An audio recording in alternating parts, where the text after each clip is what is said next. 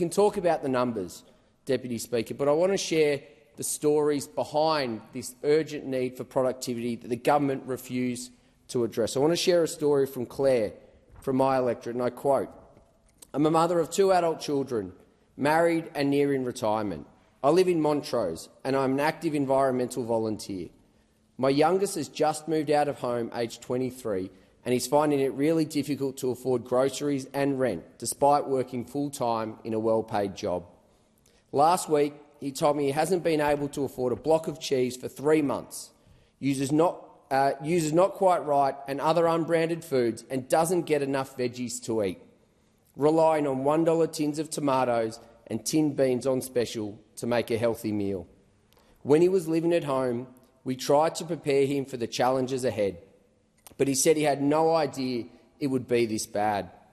Once I heard about my youngest not being able to afford a block of cheese, that's when I started buying him cheese and other staples.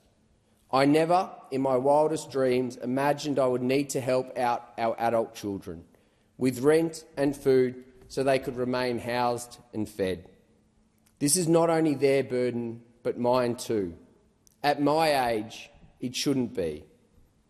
I need to see real changes when I go to the checkout instead of exorbitant prices and no change at all." Claire's story is one of thousands I could share from my community, and this is the challenge people are having. And the way to bring prices down is through productivity.